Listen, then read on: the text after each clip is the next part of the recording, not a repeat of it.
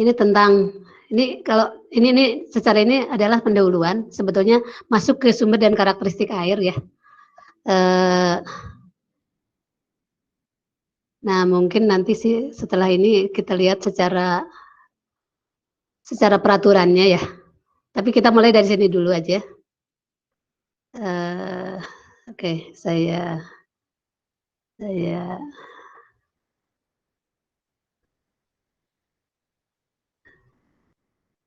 bentar. Nah, ini tentang sumber dan karakteristik air ya.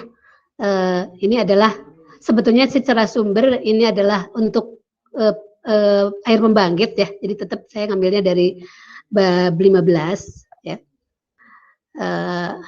Ini adalah secara sumber-sumber air. Ini bisa mulai dibagi dua ya. Jadi ada sebagai sumber air permukaan, ada sebagai sumber air tanah gitu. Nah, hanya mungkin nanti perbedaannya kalau dia sebagai sumber air permukaan itu secara karakteristik dia bisa banyak perubahan, kadang tergantung dari musim gitu kan. Dan cenderung lebih tidak stabil. Kemudian yang kedua adalah sebagai air tanah. Sebentar ya, atau sebentar. Saya kayaknya tutup dulu aja. Saya tutup dulu Zoom.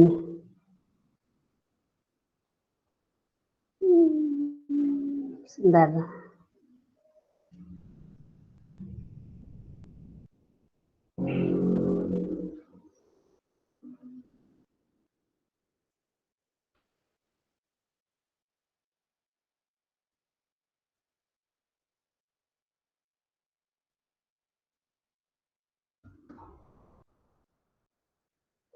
Lihat dulu.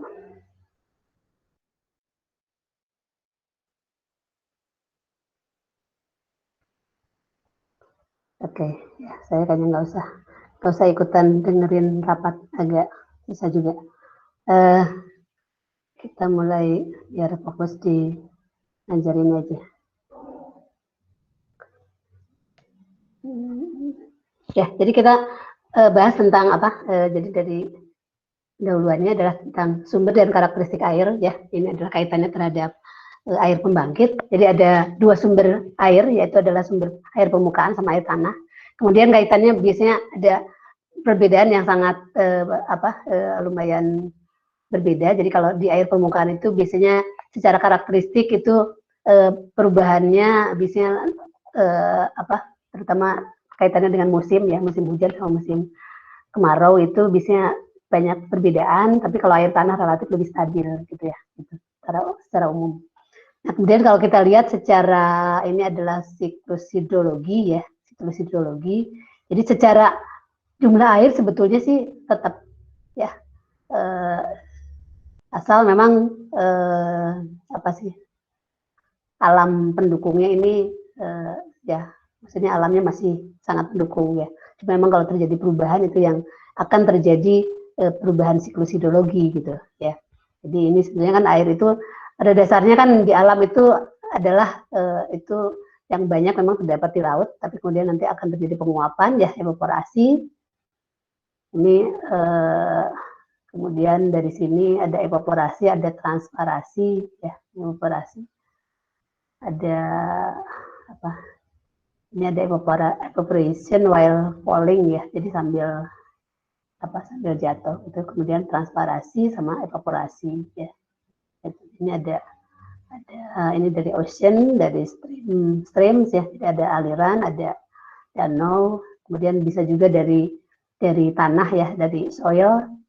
Ini akan terjadi evaporasi, penguapan ya. Ini ada karena ada panas dari sinar matahari kan. Kemudian nanti akan membentuk awan ya gitu. Kemudian nah di sini kan ini terjadi kondensasi dulu ya, kondensasi, kemudian nanti ada awan, kemudian nanti akan terjadi turun hujan gitu kan ya. Nah, kemudian nanti akan terjadi presipitasi, kemudian ada infiltrasi, ada runoff ya. Itu kemudian nanti ini ada water table, kemudian ada underground storage ya, jadi ada yang masuk ke bawah tanah kan. Gitu. Kemudian nanti dari sini masuk ke ocean, gitu ya. Ini jadi secara siklus hidrologi air, gitu ya. Ini dari buku Lagenfeld ya. Ya. Jadi secara siklus hidrologi ini sebetulnya kan air itu ada. Nah, kemudian secara karakteristik air, ini pada prinsipnya gas oksigen dan karbon dioksida di atmosfer itu akan masuk dan terlarut dalam air hujan. Jadi pada dasarnya memang ada banyak gas-gas di udara itu, ya, di antaranya ada gas oksigen, ada CO2, sebenarnya kan ada yang lain-lain juga, ada N2, tapi nanti tergantung misalnya ada apakah gas tersebut bisa terlarut atau bisa enggak. Jadi kalau misalnya kayak N2 sebenarnya kan dia termasuk gas inert. Jadi kalau memang kalau oksigen sama CO2 ini dia kelarutan dalam airnya cukup tinggi sehingga memang kemungkinan besar kalau misalnya ada air hujan itu dia bisa masuk ke air gitu, sehingga nanti akan mempengaruhi terhadap karakteristik air gitu ya gitu. Nah, apalagi misalnya nanti ada SOX, ada NOX ya, nanti yang dikatakan sebagai air apa hujan asam ya. Jadi maksudnya karakteristik air di sini akan dipengaruhi oleh bahan-bahan yang ada di udara ya, di udara atmosfer gitu ya, sehingga nanti kaitannya terhadap karakteristik air hujan gitu. Nanti sebenarnya kan karena air hujan ini tadi kan secara siklus hidrologi akan masuk ke air tanah, kemudian ke air permukaan juga, ke danau sampai ke laut, nanti akan mempengaruhi terhadap karakteristik air tersebut ya, baik air tanah maupun air permukaan gitu ya. Nah, kemudian juga di sini bahwa air permukaan akan membawa sejumlah bahan seperti endapan, lumpur, pasir ya. Tadi kan dia akan lewat tanah ya, atau misalnya lewat sungai gitu ya. Nah, sehingga nanti dia akan membawa juga ini ya, misalnya ada lumpur, ada pasir, ada daun, ada tanaman yang busuk, dan runtuhan organik, anorganik ya. Nah, sehingga kalau misalnya dia kelarutan dalam airnya cukup besar ya, dia akan mengkontaminasi dan mengotori air ya. Nah, ini juga yang akan menyebabkan karakteristik air ya, jadi akan mempengaruhi terhadap karakteristik air tersebut gitu, ya. Nah, kemudian sehingga karena tadi bahan-bahan tersebut masuk ke air, sehingga air permukaan akan mengandung kekeruhan gitu ya. Ada suspended matter, ada warna gitu yang secara bertahap meningkat akibat terjadinya penguapan. Karena kalau dia menguap berarti kan airnya H2O-nya makin sedikit, tapi kan kandungan kotoran-kotorannya makin banyak gitu, sehingga kan ya konsentrasinya kan semakin tinggi gitu kan, itu akan terjadi peningkatan.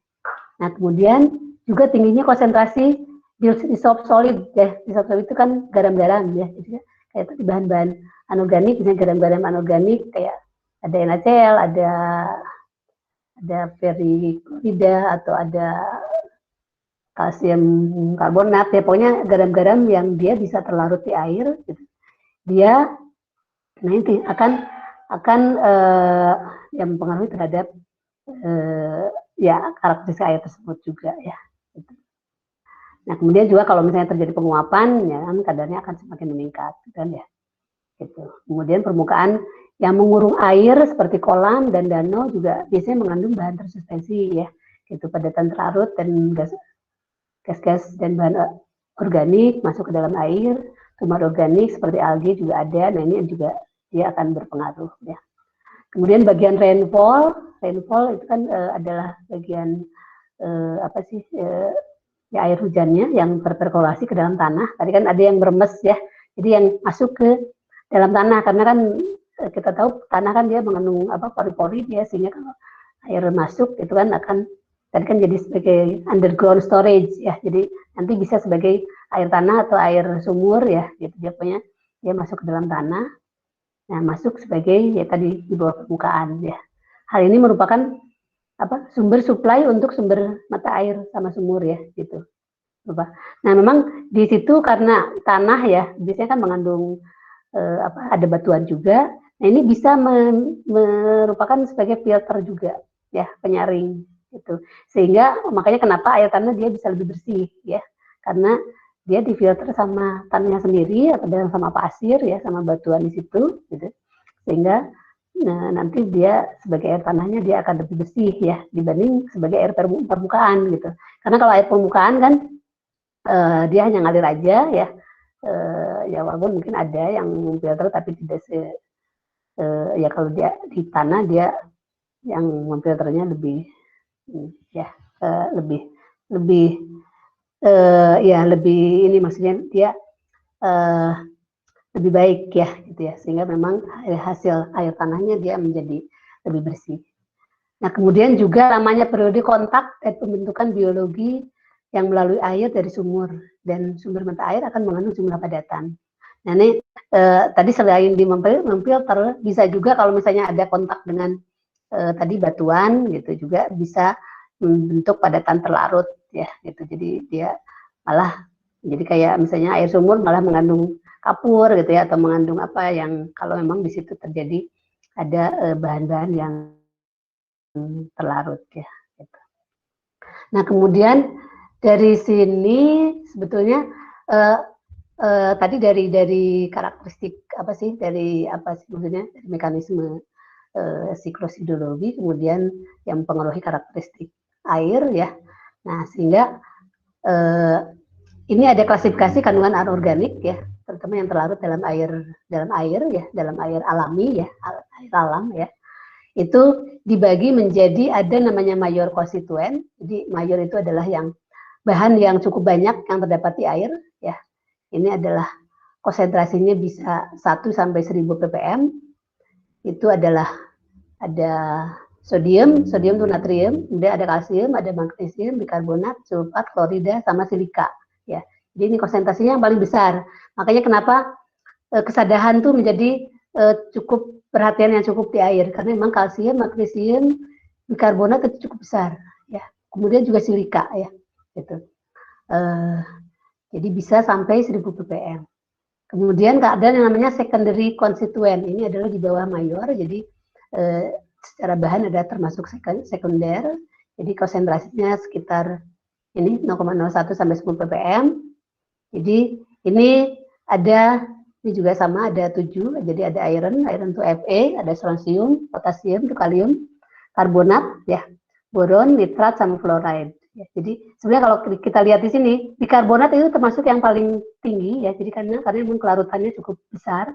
Tapi kalau sebagai karbonat dia termasuk secondary constituent. Kalau sebagai karbonat banyak yang dia sebagai senyawa dia lebih pengendapannya cukup ini ya, jadi kelarutannya lebih kecil ya, sehingga cenderung mengendap. Gitu. Jadi sebetulnya hanya sampai sekitar 10 ppm. Sama boron ya di sini. Nah, kemudian yang paling apa di bawah lagi, yang konsentrasinya lebih kecil lagi, namanya minor ya, minor konstituen, jadi bahan minor. Bahan minor ini cukup banyak ya. Jadi ini ada tapi hanya 0, jadi ini 10 pangkat minus 5 ya, sampai 10 pangkat minus 1 ppm. Jadi konsentrasinya cukup kecil sebetulnya di sini. Jadi ini kayak antimon, aluminium, arsen, barium, bromida, kadmium, kromium, kobalt, ya, koper juga sebenarnya, tembaga itu termasuk minor ya, kecil, germanium, lead. Jadi ini banyak yang logam berat, tapi dia konsentrasinya kecil gitu. Jadi sebetulnya kalau di air ya secara konsentrasi ya, terutama di air alam itu ya tidak berbahaya, karena emang walaupun ada ini termasuk minor, jadi konsentrasinya kecil. Kemudian nikel, fosfat, rubidium, selenium, titanium, ya, uranium, vanadium, sama zinc, ya, Zn ini ya. Nah, kemudian ada lagi yang namanya trace, ya, trace itu yang konsentrasinya paling kecil, ya. Ini yang trace konstituen atau trace elemen, jadi kadang-kadang. Ini konsentrasinya lebih kecil dari 0,001 ppm. Jadi konsentrasinya lebih kecil dari 10 pangkat minus 3 ppm ya. Jadi ya 10 pangkat minus 3 ke bawah. Jadi ini yang logam-logam ini ya, jadi kayak beryllium, bismut, cerium, cesium. Jadi ini sebenarnya kan golongan, kalau di sistem periodik adalah di golongan apa? Golongan actinida, lanthaniida ya. Ya. Jadi ada tapi konsentrasinya kecil, jadi sebetulnya tidak terlalu bermasalah.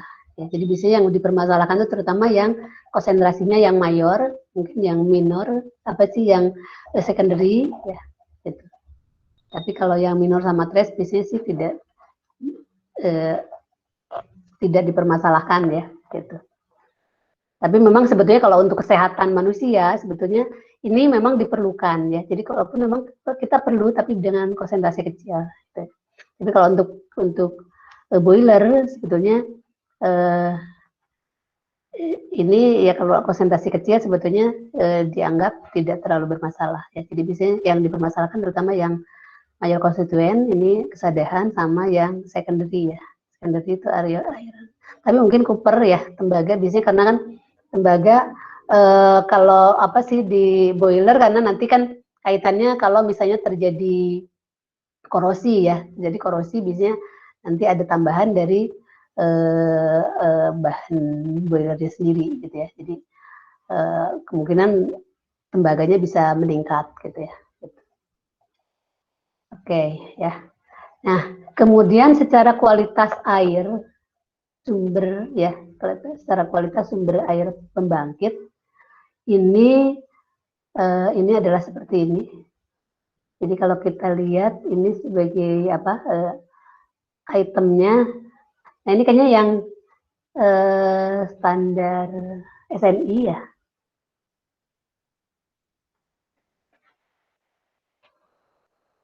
Ya, ini parameternya ini, kemudian ini besarannya, unitnya, kemudian oh ya ini kayaknya ini kan contoh dari salah satu pembangkit kayaknya saya ambil ya. Jadi ini sampling depth sekian ya, different place. Ini ada yang ada clear sama turbin. Jadi ada yang di tempat bersih, ada yang di tempat keruh gitu ya. Gitu. Jadi ini konsentrasinya seperti ini. Jadi ini salah satu kualitas sumber air ya, kualitas air sumber kualitas sumber air, kualitas air pembangkit ya. Okay. Nah kemudian lagi para yang lain ya, oh ya ini yang sumbernya dari PLN ya, PLN 2008 ini desain manual for seawater desalination system. Oke, kayaknya ini sebagai contoh ya. Jadi kira-kira apa ini? Secara kualitas air di pembangkit seperti ini. Ya, hanya mungkin nanti bisa dilihat secara standar apakah ini memenuhi standar atau enggak ya, gitu. Karena ini kan ini diambil dari dua ini ya, ada dua tempat yang clear sama yang turbid ya. Nah ini parameternya memang cukup banyak ya, yang ini sebagai contoh ya. Jadi ini adalah desain manual for seawater desalination system. Oh ya desain ya. Jadi ini manual desain untuk seawater desalination system. Nah kemudian lagi ada kandungan konsentrasi molar air. Kandungan konsentrasi molar air.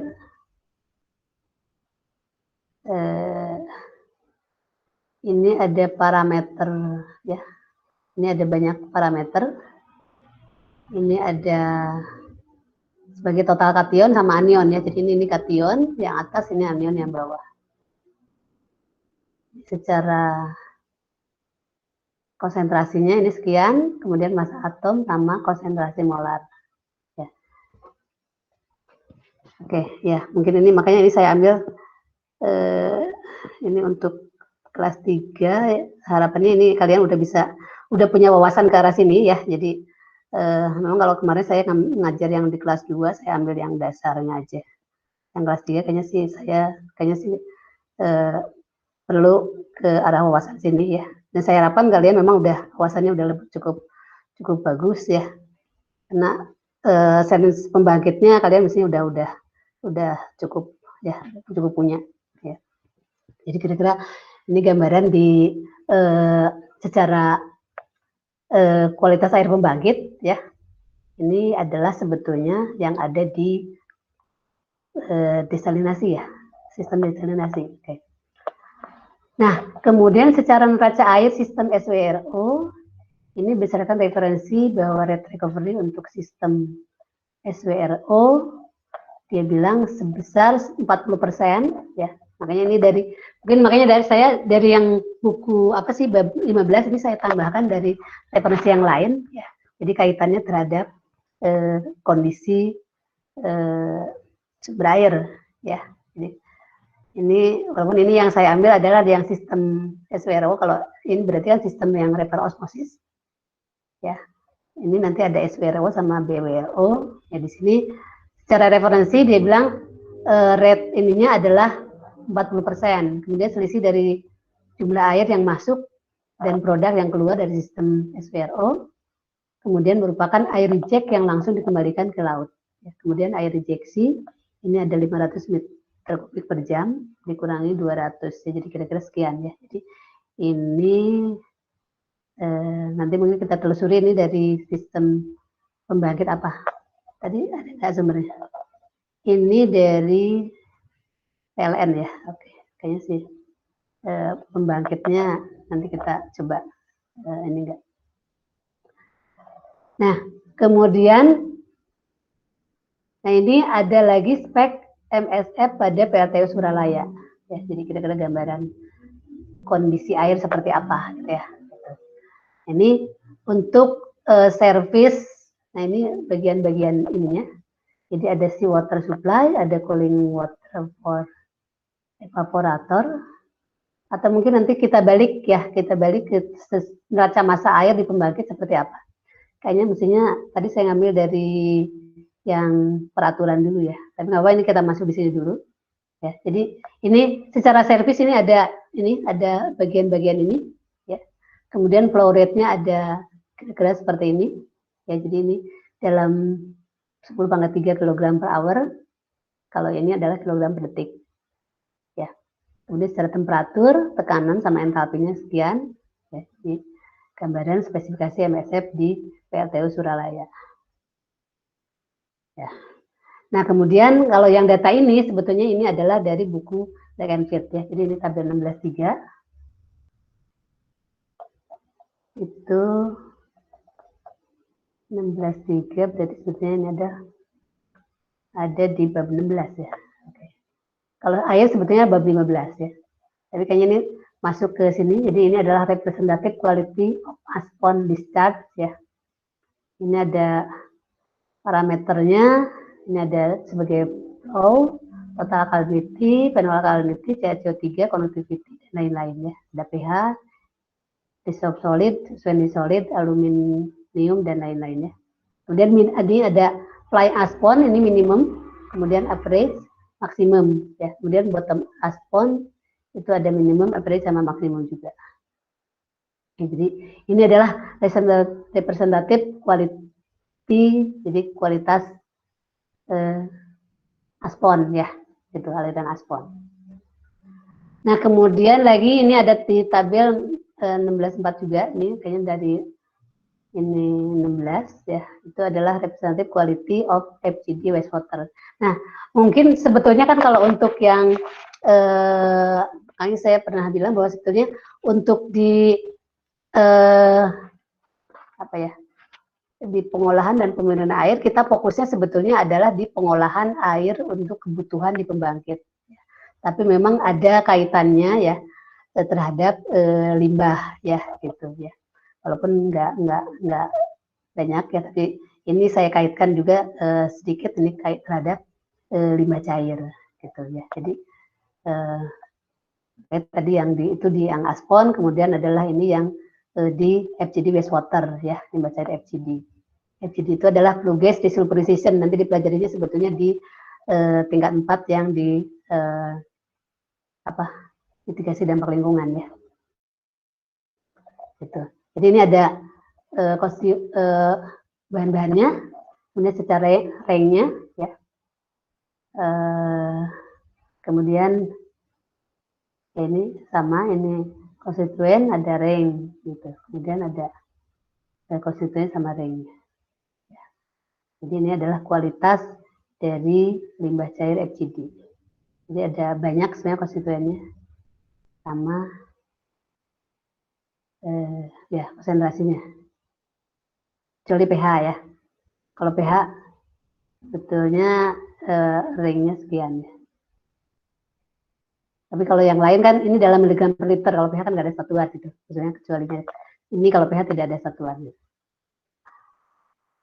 Kemudian, nah ini sebenarnya kan nyambung tadi terhadap karakteristik air ya. Jadi karakteristik air, barusan ada ilustrasi karakteristik air seperti apa gitu ya. Gitu. Nah, nyambung ke secara penjelasan karakteristik air, ini ada ion-ion terlarut dalam air ya. Tadi kan karena dia bisa lewat batuan apa ya, sehingga kemungkinan yang terkandung di air adalah seperti ini ya. Jadi ada ion yang bermuatan positif sama yang bermuatan negatif ya. Jadi katoin sama anion. Jadi yang banyak biasanya terutama kalsium, magnesium, sodium ya. Tadi kan ini sebagai mayor elemen ya. Tapi kemudian ini juga sebagai mayor juga yang anionnya ya, gitu. Kemudian total konsentrasi dari keenam mayor elemen dalam air lebih dari 90% dissolved solid ya. Jadi ini adalah padatan terlarut. Kemudian ada ion-ion kalsium dan magnesium yang bersifat sadah ya. Jadi makanya sebagai kesadahan dan akan menyebabkan kerak ya, terutama bila dipakai di industri untuk pemanasan air ya, terutama di boiler. Kemudian lagi ada kandungan anorganik ya. Kandungan organik itu sebetulnya kan adalah mengandung hidrogen dan oksigen, tapi bukan sebagai ini ya, 2CO3 bukan ya. Tapi kalau misalnya organik itu adalah dia sebagai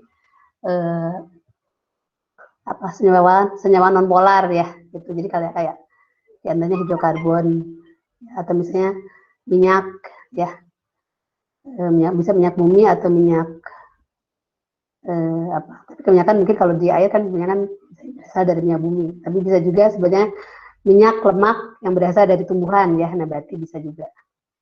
Jadi secara elemen kuncinya adalah komponen organik biasanya mengandung hidrogen dan oksigen sebagai komponen utama dalam strukturnya dengan karbon sebagai elemen kunci gitu ya. Tapi karbonat itu tidak sebagai kandungan organik ya. Jadi walaupun misalnya mengandung karbon sama oksigen, dia bukan sebagai kandungan organik.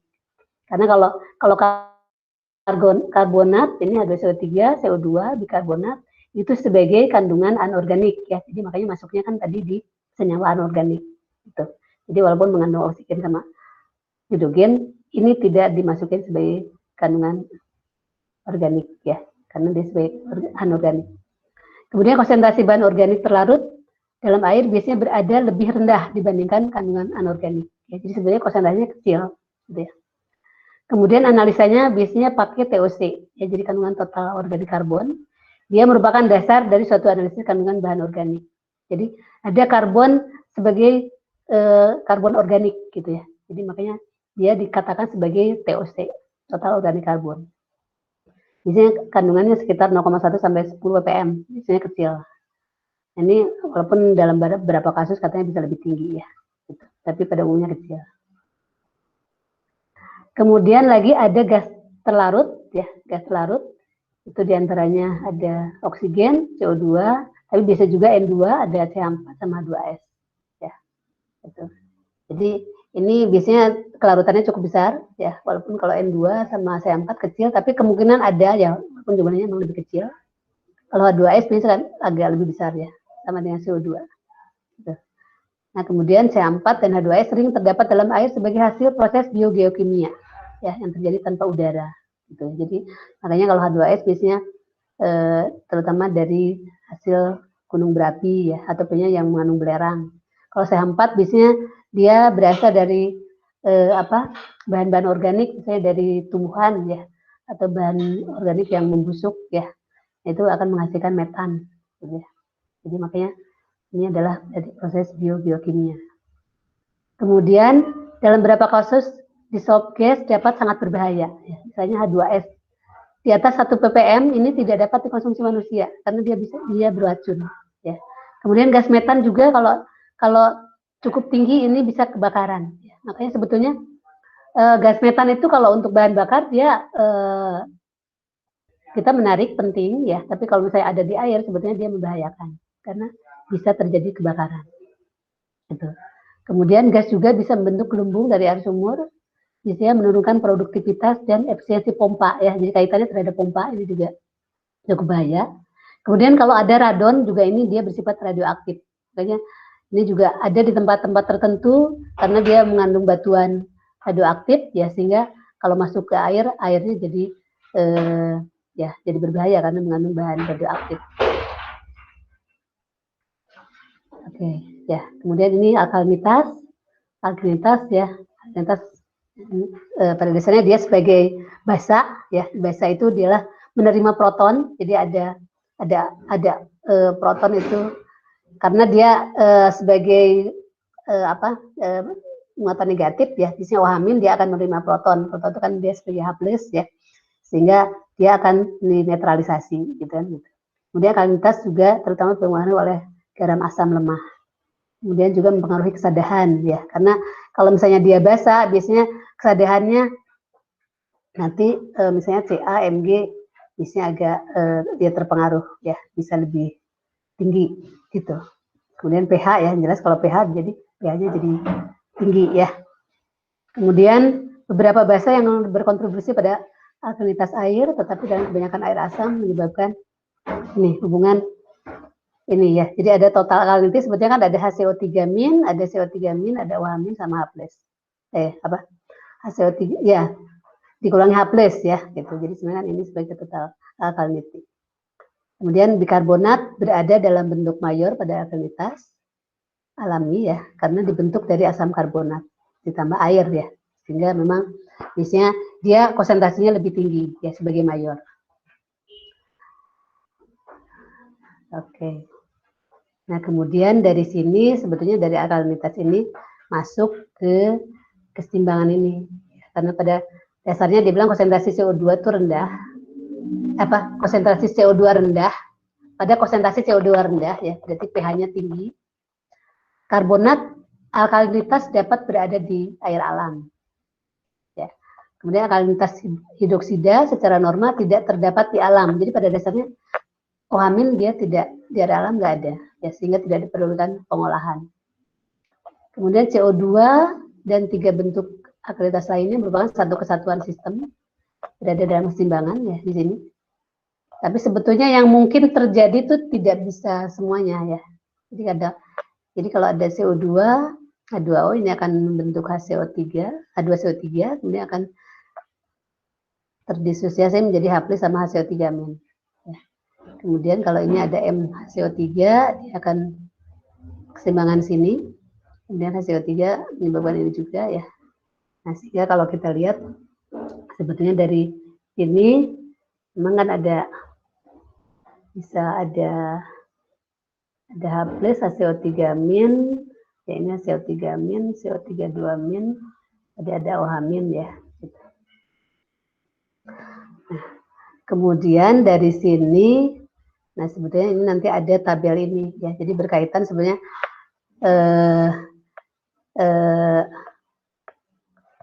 peristiwanya.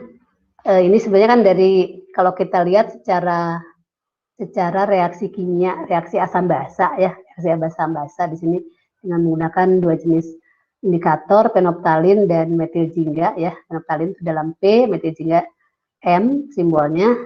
Nah, di sini ada tahap pertama dia pakai penoptalin, akan berubah dari pink menjadi tidak berwarna. Kemudian selanjutnya pada tahap kedua titrasi dilanjutkan dengan indikator metiljingga, akan berubah warna dari menjadi pink pada pH 4,5. Nah, semua alkalinitas ternetralkan di sini. Jadi pada pH 4,5 itu semua alkalinitas ternetralkan. Nah, pada titik akhir pertama disebut sebagai P dan pada titik kedua disebut sebagai M ya. M alkalinitas atau total alkalinitas. Nah, dari sini kita dapat tabel ini ya. Sehingga kalau kita lihat di sini sebenarnya pada saat P sama dengan 0 berarti pada mulai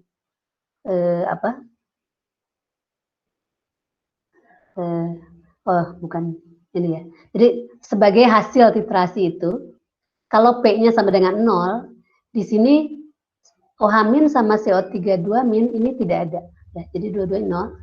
Yang ada hanya HCO3- gitu. Ya.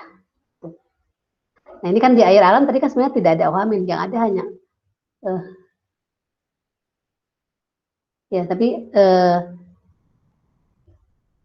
sebentar. Ya, tadi pada dasarnya kan ada OH min, CO3 min sama HCO3 min gitu ya. Ya, walaupun tadi dibilang pada air alam ini kemungkinan kecil ya, tapi memang bisa terjadi. Nah, kemudian kalau dari hasil titrasi ini, kalau P-nya sama dengan 0, ini hanya ada M. Hanya ada HM, hanya ada HCO3 min ya, dia sebagai M gitu. Jadi berarti karena P-nya 0 berarti yang titrasinya hanya ada M kan? Gitu. Jadi yang dari pH netral ke pH 4,5 gitu kan? Gitu. Karena P-nya kan 0. Nah, kemudian kalau P-nya kurang dari setengah M itu OH-nya 0 juga, tapi di sini ada 2P sama yang HCO3 minnya adalah M-2P ya. Gitu. Jadi CO3 2 min sebagai 2P, HCO3 minnya adalah M-2P. Kemudian kalau P-nya sama dengan setengah M, ini juga 0, tapi di sini ada 2P, tapi kemudian di sini juga 0. Jadi kalau P-nya sama dengan setengah M, berarti kan ya M-nya nggak ada, yang ada hanya ini 2P ya, gitu. Yang hanya ada di CO3 2 min. Ya. Kemudian kalau P-nya lebih besar dari setengah M, itu adalah OH-minnya sebagai 2P min M. Kemudian CO3 2 minnya adalah 2M min P, tapi HCO3 minnya dia nggak ada. Ya. Kemudian kalau P-nya sama dengan M, ini ada OH min, OH minnya adalah sebagai M, kemudian CO3 2 minnya nggak ada, dia juga nggak ada, gitu kan? Karena kan P-nya sama dengan M. Ya, berarti ini nggak ada, ini nggak ada. Gitu. Nah, kira-kira bisa ditangkap. Nah, kemudian ini kita bisa lihat secara pH ya. Makanya tadi titrasinya kan kalau dari HCO3 min dia akan hilang di sini. Kemudian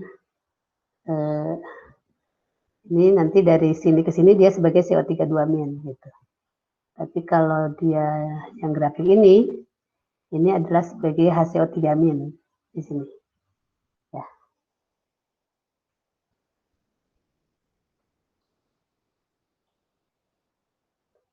Nah, kemudian mungkin ini sebagai analisis air sebetulnya kan secara standar itu biasanya ada standar kita pakai standar metode ya. Itu adalah ini standar method for examination of water and wastewater. Jadi biasanya kita pakai standar-standar itu yang ada di buku ini. Jadi biasanya untuk analisis-analisis udah ada standarnya gitu ya. Kemudian jenis teknologi pengolahan air ini secara ringkas dijelaskan pada tabel 52 ya. Jadi ini adalah common characteristic of natural water. Ini ada konstituen, turbidity, hardness, alkalinity, mineral acidity, CO2, pH ya, dan lain-lain ya. Ini ada secara chemical formulanya, rumus kimianya, kemudian physical cause-nya, jadi dia bisa menyebabkan apa atau dampaknya seperti apa ya. Kemudian mean of treatment-nya, jadi pengolahan utamanya dia pakai apa ya. Gitu. Nah, jadi kalau misalnya turbiditas, secara rumus kimia dia nggak ada, karena kan dia sebetulnya kan adalah biasanya dari sedimen atau lumpur ya. Itu secara rumus kimia tidak diekspresikan. Nah, dia bisa menyebabkan apa? Biasanya menyebabkan deposit ya, atau impact unsightly appearance to water. Jadi menyebabkan air jadi tidak apa sih ya kotor gitu ya. Gitu. Kemudian bisa deposit dalam water line, proses equipment sama interface ya, with most proses usage jadi untuk penggunaannya. Nah, biasanya treatment utamanya bisa pakai koagulasi, settling atau filtration ya. Kemudian kalau hardness kita tahu bahwa itu adalah formula kimianya bisa ada kalsium sama magnesium. Ya, jadi kadang-kadang kalsium sama magnesium biasanya diekspresikan sebagai CaCO3. Ya, walaupun bisa sebagai kalsium klorid, magnesium klorid, ya, magnesium sulfat, ya, tapi semua bisa diekspresikan sebagai CaCO3. Ini biasanya menyebabkan apa? Terutama menyebabkan skal itu kerak, ya. Dalam heat exchanging equipment, boiler, pipeline, ya, pemipaan, kemudian juga bisa foam card with soap, ya. Jadi dia bisa terhadap sabun dia jadi nggak berbusa, gitu ya. Kemudian interfere dan ini treatment utamanya bisa pakai softening, demineralization, internal boiler, water treatment, ya, sama surface agent, active agent, ya, gitu. Kemudian yang lain alkalinity yang jelas bisa bikarbonat, karbonat, ohamin. Ya, ini ekspresinya sama, bisa sebagai CH3. Ini bisa menyebabkan ini, ya, bisa menyebabkan foaming dan carryover. Ya, embrittlement, bikarbonat dan karbonat itu bisa menghasilkan CO2. Kemudian juga sumber korosi, ya. Ini pengolahannya adalah bisa pakai lime dan lime softening, acid treatment, hidrogen zeolite, demineralisasi dan ion exchange, ya. Kemudian free mineral acidity, ini menyebabkan korosi. Treatmentnya adalah neutralisasi with alkali. Dan CO2, ya, karbon dioksida, ini juga sama korosi, terutama pada steam dan kondensat. Treatmentnya bisa aerasi, deaerasi, sama netralisasi dengan alkali, ya. Gitu. Kemudian pH sebenarnya kan ya hampir sama dengan ini juga sama, ya. Pada dasarnya kan dia adalah pH itu adalah log 1 per H plus atau min log H plus, ya. Gitu. Jadi ini adalah sebenarnya kan kandungan H plus yang ada. Nah, ini memang penyebabnya bisa ini bervariasi, bisa sebagai asidik atau alkalin dalam air, ya, pH-nya bisa ya, terutama kalau pH-nya most natural water have, ya, kebanyakan memang kalau pH air alam 6 sampai 8, gitu. Kemudian pH bisa ditingkatkan dengan adanya alkali, ya. Gitu. Nah, kemudian yang lainnya ini ada sulfat, klorid, nitrat, ya. Ini rumus kimianya, kemudian dia bisa menyebabkan apa ini, ya. Kemudian memang treatmentnya ini kalau namanya kation anion ini sebetulnya kebanyakan bisa dipakai demineralisasi, bisa juga kalau fluoride pakai adsorpsi, ya. Adsorpsi ini juga demin, ini bisa pakai silika, bisa pakai hot process removal with magnesium salt, ya, atau bisa pakai adsorpsi juga, atau mineralisasi juga bisa, ya. Nah, kemudian yang lainnya ini ada iron, mangan, aluminium, ya, ini ada oksigen, hidrogen, amonia, ya. Ini secara rumus kimianya, ya, kalian pasti kenal. Kemudian dia bisa menyebabkan apa? Yang jelas kalau iron dia discolor, berarti kan dia berwarna, ya. Bisa menyebabkan presipitasi, ya, mendapat sehingga adanya deposit. Nah, ini bisa pakai aerasi atau gagulasi. Kalau mangan memang identik dengan iron, ya, Fe. Kemudian ini juga sama, aluminium, bisa carryover juga, ya. Ini improve clarifier atau filter operation. Oksigen, yang jelas korosi, ya. Kemudian bisa pakai deaerasi atau sodium sulfat atau corrosion inhibitor. 2S, ini korosi juga, ya, ini aerasi sama ini, ya, ion exchange. Amonia juga sama, ini korosi. Nanti korosinya adalah kalau amonia terutama korosi tembaga, ya, corrosion of copper, ya, atau bisa juga zinc alloy, ya. Ini membentuk bilangan kompleks, ya, senyawa kompleks. Ini ada bisa pakai cation exchange, ya, atau chlorination, deaerasi bisa. Kemudian kalau dissolved solid ini nah ini is measure of total amount dissolved matter, ya. Nah, sebenarnya kan menyebabkan apa interfere juga, ya. Ini bisa various softening proses, ya, atau pakai lime softening, cation exchange, ya, bisa juga, atau pakai hidrogen zeolite. Oke, ya. Ini yang terakhir mungkin suspended solid. Ini secara rumus kimia memang nggak ada, ya, total solid juga sama. Ini menyebabkan ya kan bisa deposit, ya, kan endapan solid, ya. Ini juga sama, gitu. Ini mass treatment-nya sama pakai filtration atau pakai coagulation atau settling. Oke, ya mungkin ini tabel sebetulnya adalah various concentration for expression concentration. Ya, ini untuk di beberapa sungai di Amerika, sebenarnya dari buku Black and Fit. Kemudian ini juga sama, analisis selected well water analysis, ya, ini gambaran aja. Kemudian secara data-data sumber air ini bisa diperoleh di ini, ya, bisa dari Corps Engineer, survei geologi, atau dari kondisi dan geologi lokal, kesehatan, lembaga pemerintah lokal, industri, ya sama organisasi lingkungan. Jadi sebetulnya kalau di kita mungkin dari bisa dari pus air, ya, pus di Bandung ada di daerah Simpang, atau bisa dari Bapedal juga bisa, ya, pokoknya yang berkaitan dengan data-data air. Gitu. Memang bila memungkinkan bisa diambil sampelnya kemudian diuji. Gitu. Nah, kemudian untuk kasus air tanah bisa dilakukan dengan sumber uji atau uji laboratorium air tanah. Untuk air permukaan bisa juga seperti air sungai, hasil uji sangat. Nah, tadi kan makanya memang biasanya ini kalau untuk air permukaan bisa tergantung dari musim. Tapi kalau untuk uji air tanah biasanya lebih konstan, ya. Gitu. Nah, mungkin sampai di sini dulu lah. Sampai di sini dulu, saya stop dulu ya. Masih menyimak saya? Masih, Bu. Masih, Bu. Masih, Bu. Oke, ya.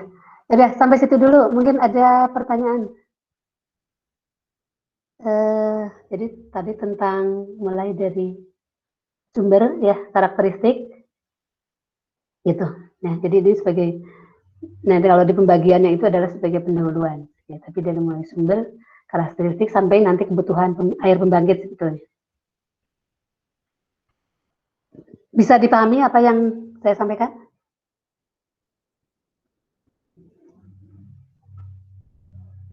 Kalau ada pertanyaan silakan.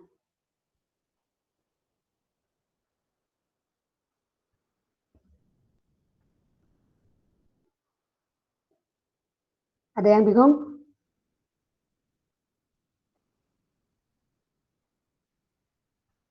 Atau udah paham semua?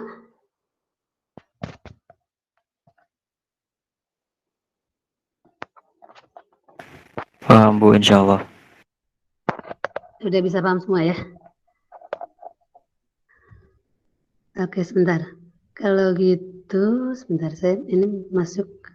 Kalau di slide ini sampai, tadi kan sampai kebutuhan, ya.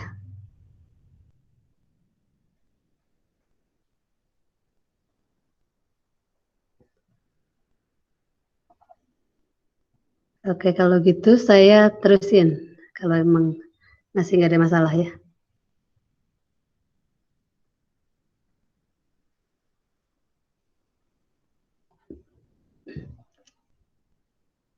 Saya terusin, saya share screen lagi.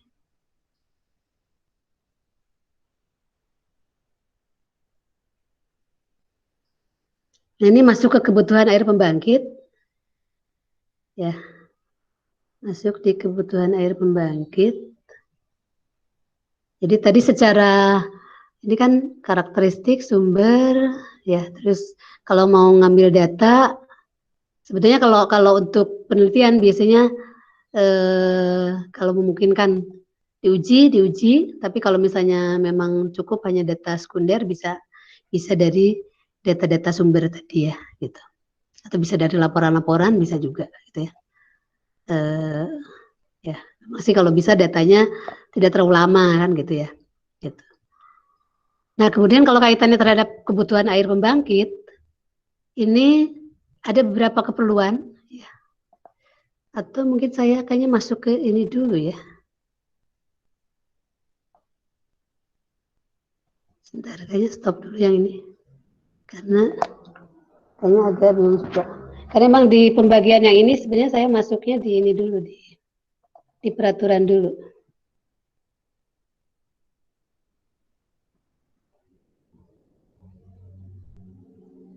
Sorry. Saya masuk di peraturan dulu ya.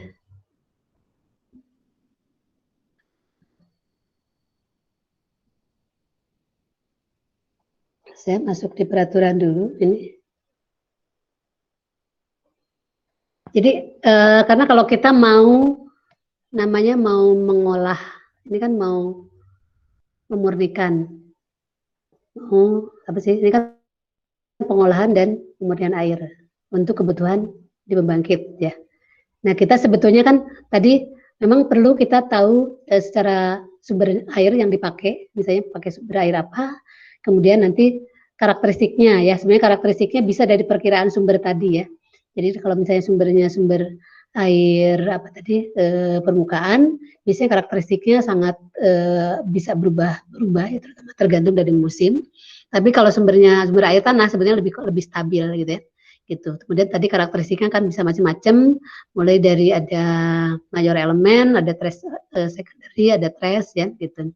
Kemudian parameternya apa aja kan gitu ya. Tadi formula kimianya bagaimana, kemudian dia menyebabkan apa itu termasuk karakteristik ya. Nanti kaitannya terhadap pengolahannya. Jadi kalau nah sebetulnya kalau pengolahan sebenarnya standarnya apa acuannya lagi dari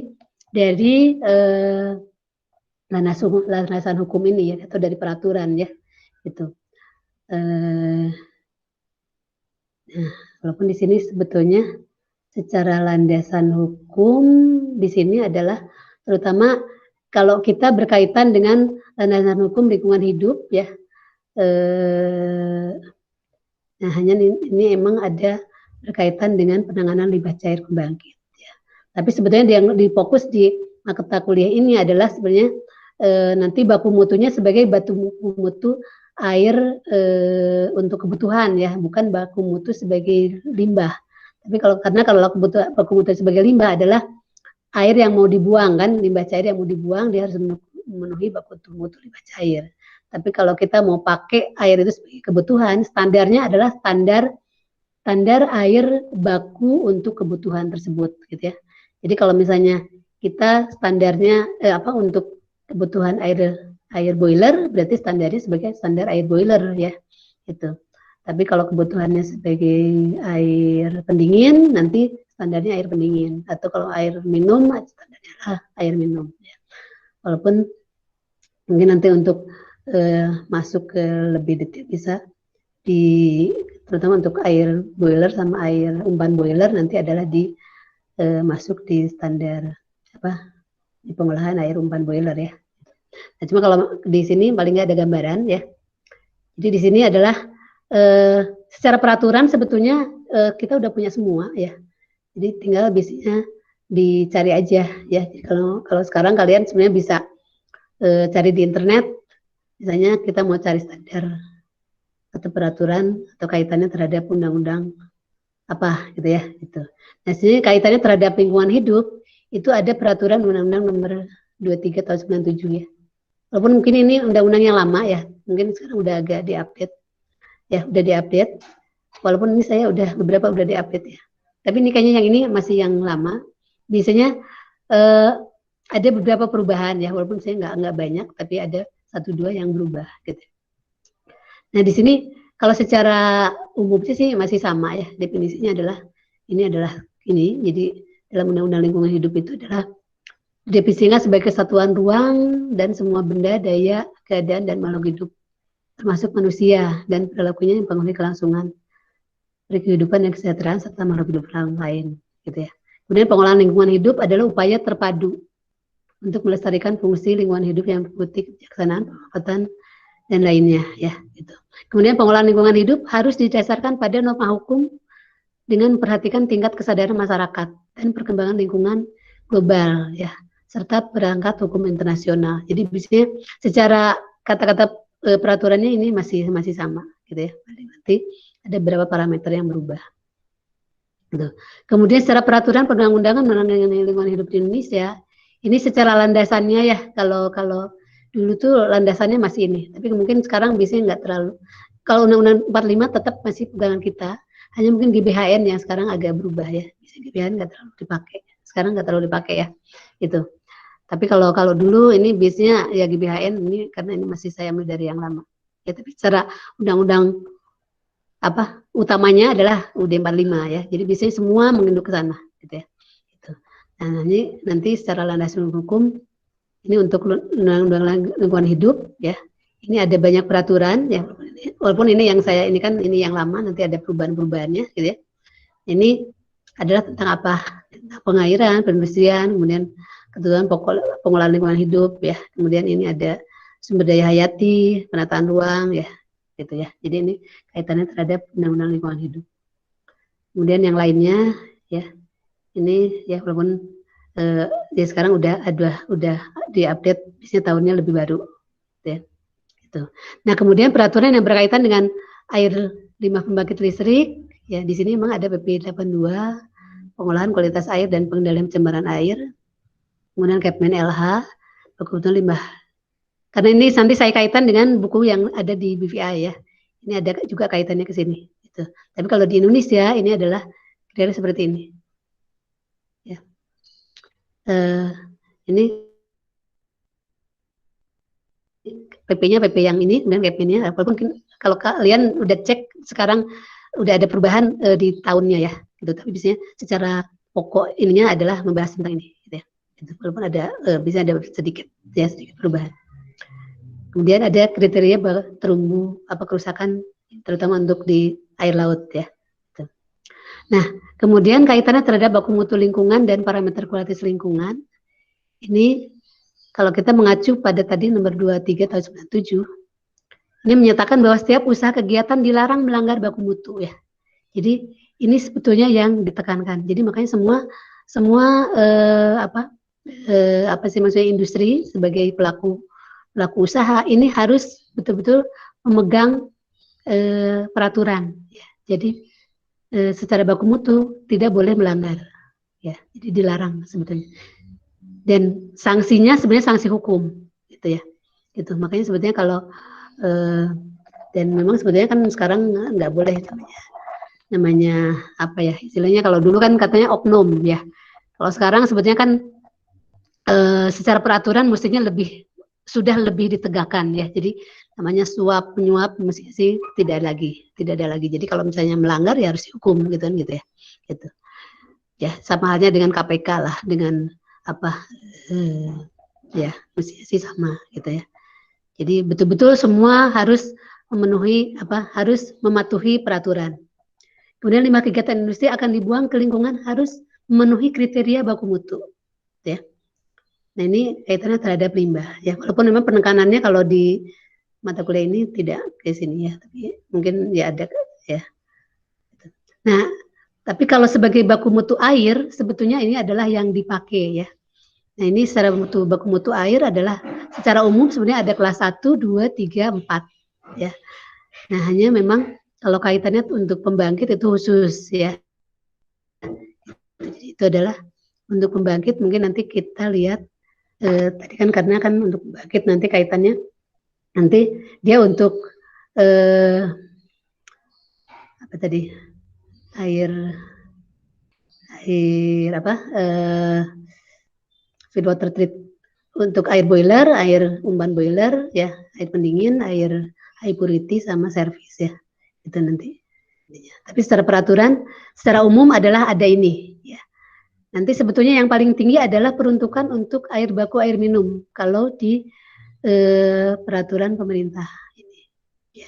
Jadi sebenarnya kalau kaitannya dengan yang air feed water umpan boiler itu adalah ada di high purity lebih tinggi dari kelas 1 ya. Jadi kalau yang di sini adalah yang paling tinggi adalah untuk air baku air minum adalah air pump itu. Kemudian kelas 2 adalah untuk prasarana rekreasi, bisa untuk budidaya ikan air tawar juga.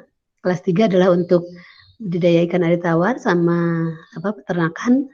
Jadi kalau kelas 4 ini terutama untuk tanaman. Jadi kaitannya irigasi itu masuk di kelas 4 sebetulnya. Ya, itu. Oke, nah kemudian kriterianya sebenarnya ada di sini. Ini yang kelas 1 adalah baku mutu air minum, yang di sini adalah yang ya termasuk yang paling bagus. Secara pH ini hampir sama, tapi yang lain-lainnya ini yang lebih kecil ya. Tapi kalau makin ke kelas 4 ini makin besar ya, jadi makin longgar ya. Gitu. Nah, kemudian parameternya memang cukup banyak, ya. Kemudian ya ini cukup banyak kalau untuk yang kelas 1, 2, 3, 4. Nah, oke. Ya. Yang jelas pokoknya untuk kelas 1 ini yang paling ketat, kelas 4 yang paling longgar. Kemudian baku mutu air limbah ini kaitannya terhadap pencemaran lingkungan, ya. Adalah sebetulnya kan batas ukuran maksud ukuran air limbah itu adalah jumlah ukuran batas atau pencemar yang ditenggang, ya. Jadi yang maksimal yang boleh ada, ya, gitu ya di sini. Kemudian ditetapkan berdasarkan konsepsi bahwa perlu ada instrumen pengendalian pencemaran. Kemudian baku mutu air limbah adalah kegiatan pembangkit tenaga termal dapat dilihat ini nanti kaitannya terhadap, ya. Walaupun mungkin saya ingatkan sebetulnya untuk di mata kuliah ini kita tidak mengarah ke sini. Oke. Ya ini memang terhadap limbah juga. Juga terhadap limbah, jadi ini memang di pembangkit tapi memang kaitannya terhadap limbah.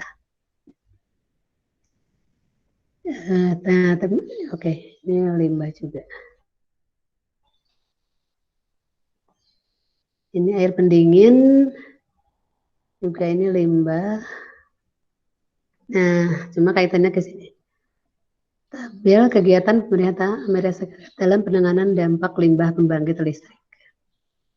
Jadi di sini ada kegiatan pengendalian polusi air atau kegiatan air bersih, ya. Ini dampak pada power plant adalah adanya peraturan kandungan limbah cair.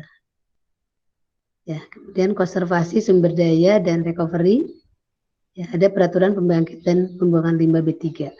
Kemudian pengamanan air minum, ini ada peraturan kualitas potable water supply. Sebetulnya mungkin yang di ini yang servis itu air servis, ya. Kemudian juga penilaian yang bahan toksik, ini ada di PCB, ini lebih ke limbah. Tapi secara kebijakan lingkungan alami memang diperlukan kajian dampak lingkungan. Ya ini nanti kaitannya terhadap, ya sebenarnya itu lebih banyak ke limbah. Nah, kemudian regulasi di Indonesia tentang limbah pembangkit. Oke, ini. Sebentar ya, ini saya lebih ke limbah, ya.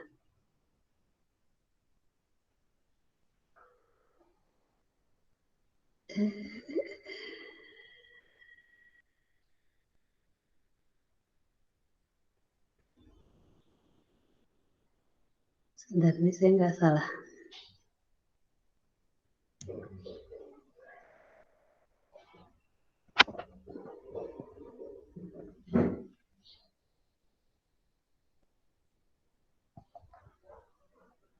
Nah, atau mungkin agak salah ya. Saya ini lebih ke banyak limbah. Oke, maaf. Ini mungkin sebenarnya saya masuk ke sini. Nah, ini aja mungkin dulu, ya.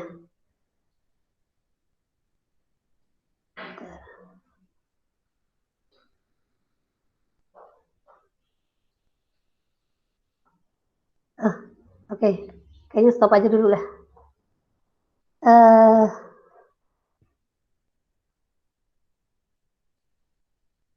Ya, stop aja dulu. Mungkin tadi lebih di ini aja. Kayaknya salah itu. Apa itu? Yang ini mungkin lebih ke kita di yang tadi aja. Yang mulai dari yang tadi aja, dari karakteristik, ya sama kebutuhan air pembangkit. Kayaknya sih kalau yang peraturan tadi kita ambil sebetulnya nanti di peraturan ini aja, peraturan kaitannya terhadap peruntukan. Nanti kriterianya kalau dia sebagai air, tapi di kebutuhan, ya, bentar. Kalau saya masuk di kebutuhan, iya, kayaknya mungkin yang di kebutuhan. Oke.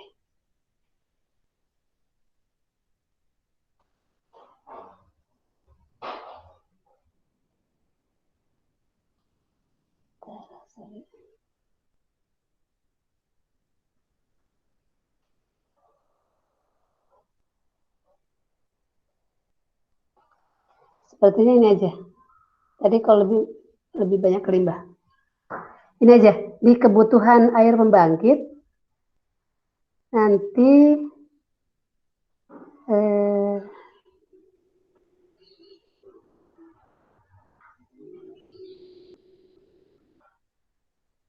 ini kan ada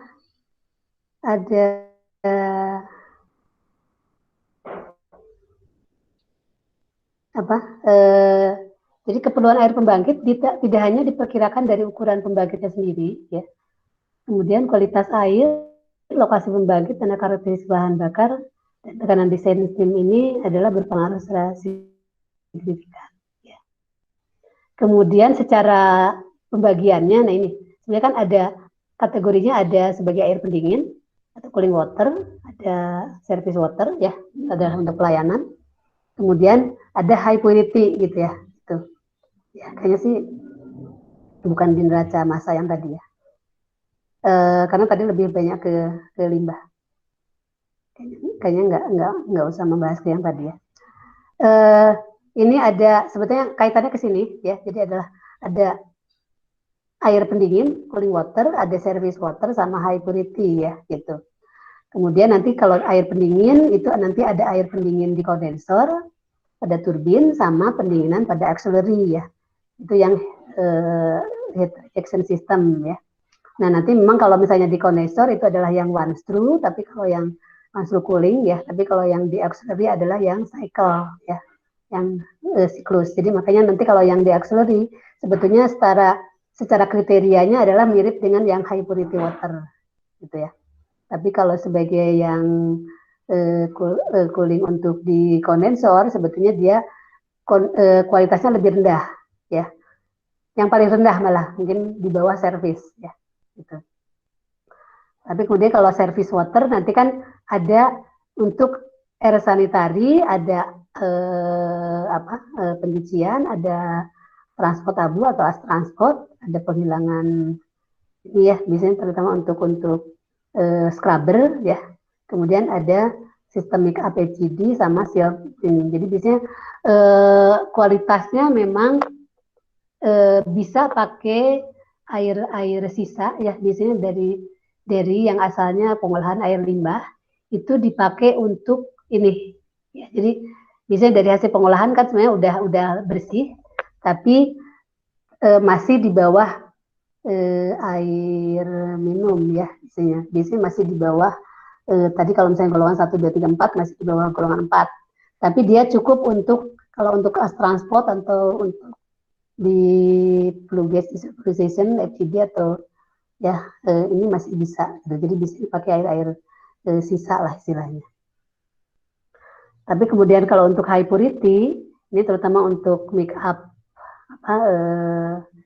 tadi feed air umpan boiler ya, atau yang cycle make up, apalagi kalau untuk pelarut bahan kimia ya, itu adalah nah termasuk yang ini yang closed auxiliary cooling water. Jadi kayak tadi pendingin mesin ya, itu adalah pakainya yang high purity gitu. Jadi nanti sebenarnya ininya dia sebagai air demin, tapi masih di air demin. Tapi kalau misalnya untuk feed water biasanya nanti ada lagi ada pengolahan internal ya, karena ada pengolahan eksternal sama internal. Tapi kalau untuk close ini kayak untuk pendingin mesin mungkin dari pengolahan internal aja masih cukup. Tapi dia udah sebagai demin ya, demin termasuk untuk lab ya. Itu kalau untuk lab biasanya sebagai air demin. Itu. Tapi kalau masuk feed water sebenarnya nanti ditambahkan lagi bahan kimia di pengolahan internal, ya. Terutama untuk korosi ya. Gitu. Nah itu mungkin ya. Jadi kayaknya sih tadi yang kaitannya ke peraturan karena lebih banyak ke limbahnya ya. Jadi kayaknya kesini aja. Nah kemudian secara sistem kebutuhan ini ada main steam cooling water, ya. Di sini ada one screw cooling system. Bentar, kalian sampai jam berapa? Ini udah, ini enggak? Atau kita stop dulu aja? Kita stop. Kita diskusi aja dulu. Ya, untuk gambaran aja mungkin secara kebutuhan ya tadi ada tiga macam sebetulnya. Ada sebagai air pendingin, ada air servis sama yang high purity. Itu aja tiga itu. Kemudian nanti pembagiannya. Itu aja gambarannya. Nanti kayaknya sih ini udah jam 4.46. Kalian sampai jam berapa kuliahnya? Oh, tadi mulainya 3.30 ya? Iya, Bu. Kita masih punya waktu berapa lagi? Kalau 2 jam sampai jam 5 lebih 10 menit, Bu. Oh, jam 5. Oke, ya mungkin ini kita diskusi aja. Jadi tadi sebetulnya yang peraturan kita skip aja, kayaknya tadi lebih banyak ke limbah. Karena di mata kuliah ini biar nggak tumpang tindih aja. Karena kalau limbah nanti masuknya di mata kuliah yang tingkat 4 yang mitigasi dampak lingkungan ya. Kalau di pengolahan air adalah kita berbicara tentang air dari mulai air sumber sampai kita mengolah air untuk dipakai ya. Dipakai terutama tadi untuk 3 macam tadi. Jadi sebagai air servis, air high purity sama air pendingin gitu. Yang besarnya adalah 3 tadi. Nanti standarnya adalah tadi nanti kalau misalnya standar high purity, tapi kan high purity-nya macam-macam. Kalau kita sebagai air make up atau air umpan boiler adalah nanti ada air boiler, ada air make up sama air sama steam ya. Nanti di boiler itu ada 3. Tapi kalau kemudian sebagai cooling nanti ada sebagai tadi yang one screw, kalau dia sebagai coolingnya adalah di kondensor, jadi untuk pendingin air yang dari turbin, sama cooling untuk auxiliary. Kalau auxiliary adalah sama dengan high purity. Tapi kalau coolingnya di kondensor adalah lebih rendah. Biasanya yang penting dia bebas dari kotoran-kotoran yang besar, gitu ya. Nanti ada kriterianya sebetulnya. Dan kemudian yang utama sebenarnya ditambahkan desinfektan, ya, supaya tidak ada tidak ada lumut misalnya, tidak ada biota laut yang nempel ya. Biasanya dia ikut tapi kalau udah di pinggir sana dia hanya lewat, gitu ya. Gitu. Tapi kemudian sebagai air servis yang utama biasanya tadi kan servisnya juga macam-macam. Kalau servis sebagai scrub atau pembersih atau transport itu bisa rendah, tapi kalau servisnya sebagai air minum biasanya tadi paling enggak yang standar baku air minum ya gitu. Ya, atau kalau untuk nyuci biasanya standar PAM ya kan ya. PAM berarti kan air minum ya, itu baku air minum gitu. Ya. Tapi kalau dia sebagai air minum sekarang biasanya kan lebih tinggi. Dia yang siap minum ya. Itu standar aqua misalnya aqua aqua galon ya. Dia standar air minum. Oke, silakan. Biar saya atau yang ada pengalaman silakan cerita. Kaitannya tadi ya kira-kira yang kemarin tadi.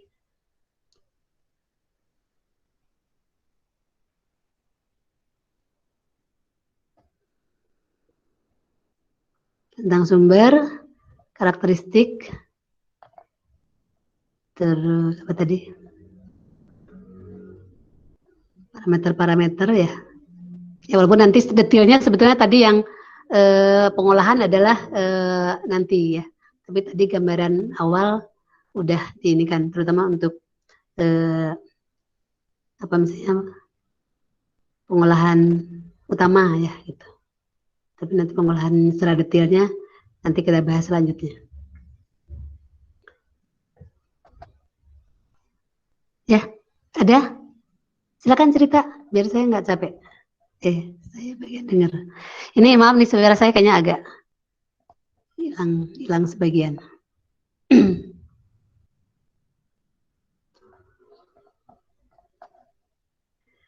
Kalian nggak ini ya? Apa sih? Belum pernah. KP kan? Udah KP? Belum, Bu. Belum? Oh, belum KP ya? Kunjungan industri? Ke pembangkit? Belum juga ya? Udah Bu sekali. Oh, udah ya. Kemana waktu itu kelas ini? Tapi gagal. Gagal. Jadi nggak Iya Bu, pergi. kesiangan. Oh, Pergi Bu, cuman nggak keliling gitu. Cuman di parkiran aja. oh, jadi jadi Jadi hanya cuman tinggal. iya Bu, jadi cuman dijelasin di situ aja gitu Bu, karena emang telat jadi nggak bisa masuk. Oh, kalian di perjalanannya gitu ya? Iya Bu, terkendala karena ada perbaikan jalan juga pas waktu kesananya. Jadi macet gitu Bu. Oh jadi nggak lihat ke lapangan dong ya? Sayang juga. Iya Bu, nggak sampai ke dalamnya. Waktu itu kemana? Muara Tawar Bu. Ke Muara Tawar. Muara Tawar tuh apa? PLTU ya? Iya Bu. PLTU. PLTU, PLTU Muara Tawar. Ya, memang sih PLTU tuh kan yang problemnya paling banyak termasuknya. Ya, walaupun sih kalau secara pengolahan air sih kayaknya sama ya namanya PLTU mah. Eh, ya, ya PLTU. Yang jelas memang kebanyakan sumbernya kan dari air laut ya, dari air laut. Di sana pakai apa itunya? Dari hasil ini, Muara Tawar tuh pakai apa? Pengolah airnya pakai apa? Awalnya terutama dia pakai MED atau pakai RO? Ada yang masih ingat? Saya lupa Muara Tawar. Kalian punya ininya? Dokumennya? Muara Tawar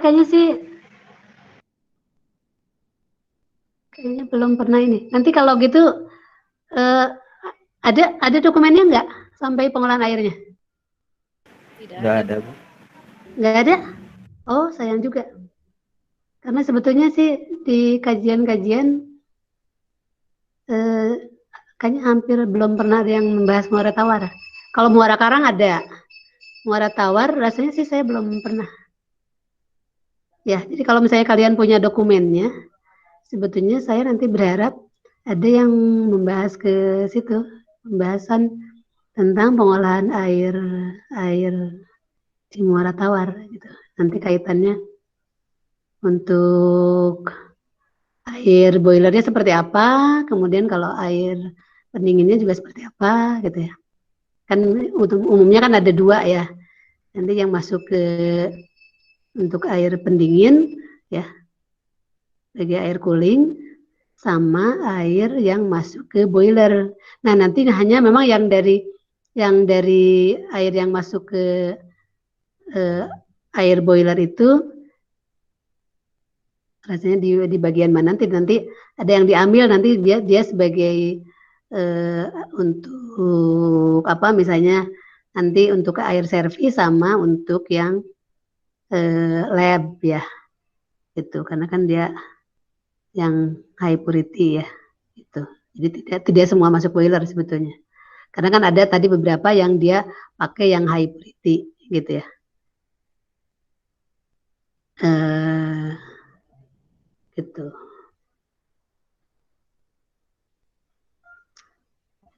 jadi apa nggak punya dokumennya atau ada yang bisa cerita tentang kondisi airnya seperti apa tadi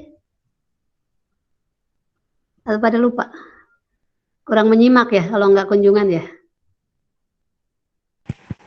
Nggak dijelasin Bu, soalnya cuman ngejelasin gambaran besarnya aja sih Bu. Jadi nggak terlalu detail karena kan udah nggak bisa masuk. Jadi nggak terlalu dapat ilmunya juga Bu.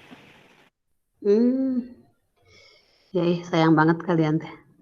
Udah sekarang COVID udah setahun lagi ya. Hmm, oke. Apa lagi ya?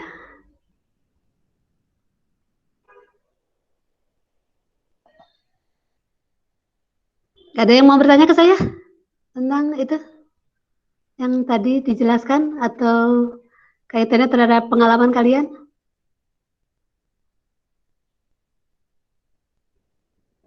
Saya mau bertanya Bu, Boleh ya. kalau untuk proses pemurnian air di pembangkit sama di industri-industri seperti sawit kayak gitu itu sama nggak sih Bu? Buat ke boilernya maksudnya? Eh, pembangkit, pembangkit listrik maksudnya, sama di industri sawit. Ya industri-industri gitu Bu yang menggunakan boiler juga gitu Bu, buat proses produksinya. Oh iya iya. Kalau di pembangkit listrik kan airnya adalah untuk di apa? Boilernya kan mengolah air umpan menjadi steam ya. Steamnya dipakai untuk menggerakkan turbin ya. Gitu. Gitu. Kemudian kalau di industri proses mungkin ya, industri proses misalnya atau misalnya di industri pupuk lah kalau ya di antaranya. Atau nggak tahu kalau di industri sawit bisa juga. Yang jelas nanti boiler memanaskan air umpan kan ya, sama-sama sebenarnya air umpan. Nanti hasilnya adalah steam. Steamnya dipakai untuk proses di industri ya, itu. Misalnya kalau di sawit untuk apa? Untuk nge-steam ini Bu sawit sebelum diproses. Jadi kayak sterilisasi gitu-gitu Bu. Kalau di sawit. Di sawit untuk sterilisasi, jadi untuk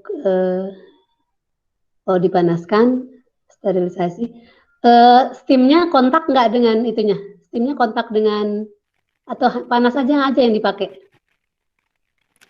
Kontak Bu kalau nggak salah lihat kontak gitu Bu. Steamnya kontak dengan sawitnya gitu ya misalnya ya, gitu. Iya Bu. Ya.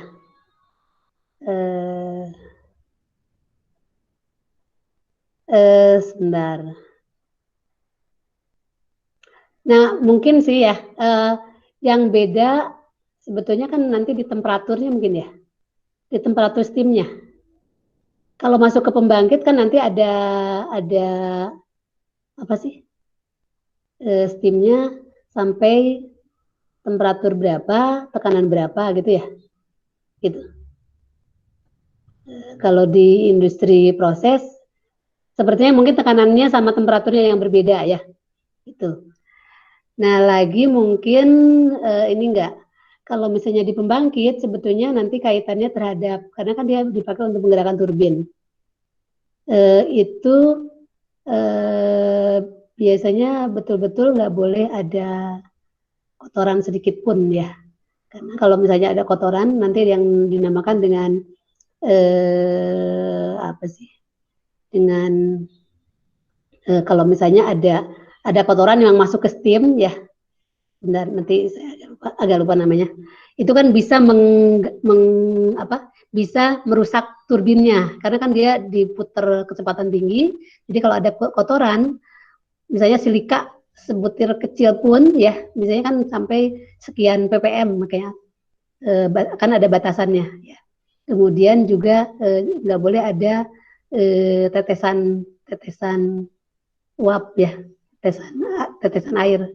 Nah itu juga walaupun bentuknya, pokoknya namanya selain gas ya, jadi ada ini dia bisa mengganggu terhadap tadi bisa merusak sudut turbin gitu ya.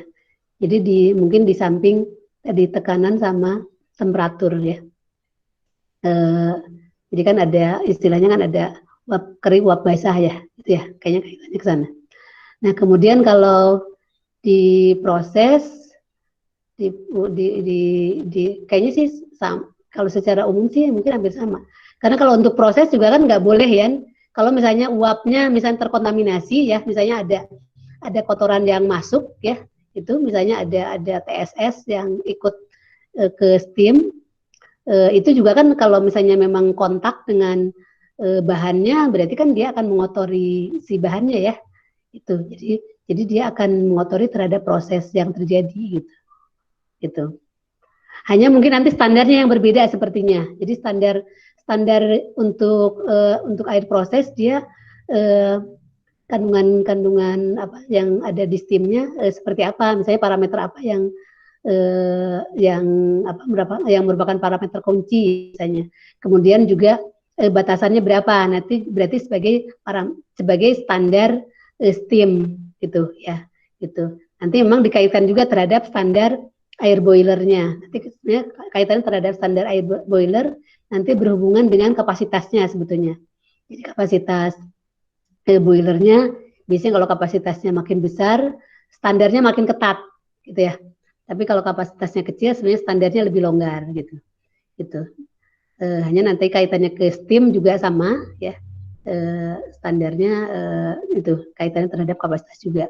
Karena itu biasanya kaitannya terhadap kalau kapasitasnya makin tinggi, itu kan kemungkinan terjadi akumulasi kan makin banyak ya, makin besar karena kan kalau tekanannya besar biasanya laju alirnya kan besar juga gitu ya, sehingga kemungkinan kotoran yang terakumulasi akan lebih tinggi gitu sih, biasanya secara standar dia makin ketat gitu.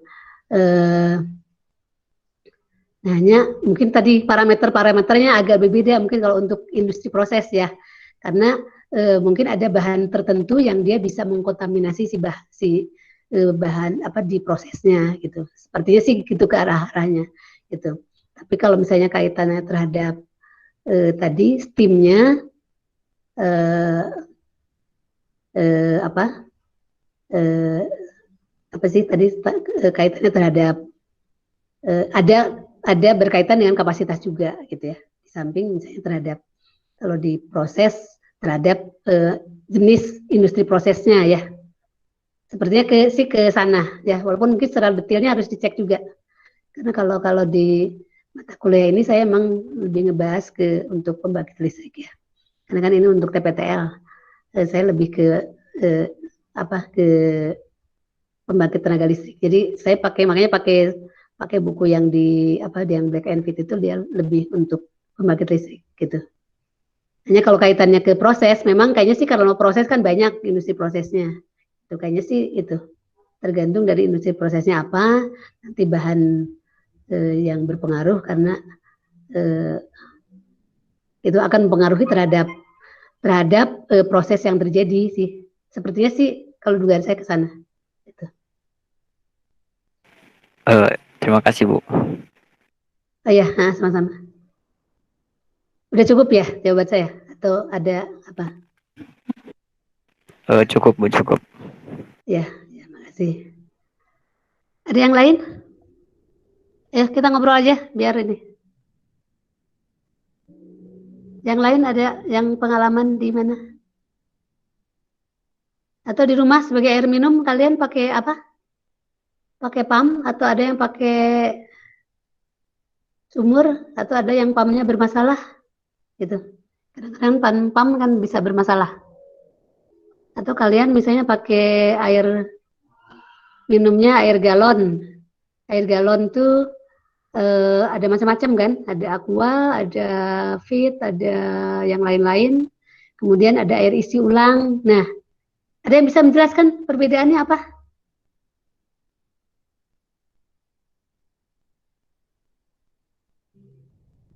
Atau mulai dari apa? Ayo, Dik atau siapa? Sela? Mau coba jawab baru Bu. Ya, oke. Mungkin dari nilai pH-nya beda sama mungkin kandungan mineralnya yang terkandung beda-beda Bu. Nilai pH sama kandungan yang terkandung. Misalnya di air apa tuh? Kalau Dik pernah lihat Bu, di air yang Nestle itu sekitar 7 sampai 7,6 Bu pH-nya. Yang Nestle itu apa? Yang botol Nestle Bu, ada yang air mineral mereknya Nestle. Nestle itu bukan yang air mineral itu, bukan ya? Beda. Beda Bu, beda. Oh, ada lagi Nestle. Saya kayaknya Belum pernah. Yang botolan mungkin ya? Kalau galon nggak ada. Iya Bu. Nggak ada Bu. Dia pH-nya 7, berapa? 7 sampai 7,6. 7 sampai 7,6 Bu. Iya ya. Kemudian kalau yang di botol lain berapa? Terus juga pernah lihat Bu, tapi lupa nama mereknya. Dia pH-nya 6,8 Bu. Oh, 6,8. Mungkin Iya. bedanya dari sana Bu. Nggak tahu sih, itu menurut Dik-Dik aja Bu. Oh iya. Ya, memang sih bisa ini. Hanya mungkin tadi kan dari rank standar air minum itu kan 6 sampai 9 ya secara umum sih. Secara umum sih 6 sampai 9 tuh masih aman gitu ya. Terutama untuk air baku air minum sebetulnya. 6 sampai 9 atau berapa? Yang bagus sih memang netral ya. Sebenarnya kan kalau secara netral kan 7.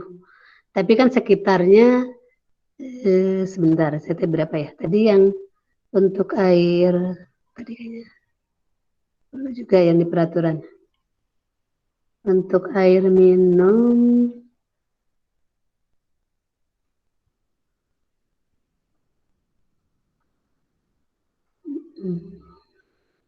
ya, kalau di sini adalah 6 sampai 9 untuk kelas 1, 2, 3, 4.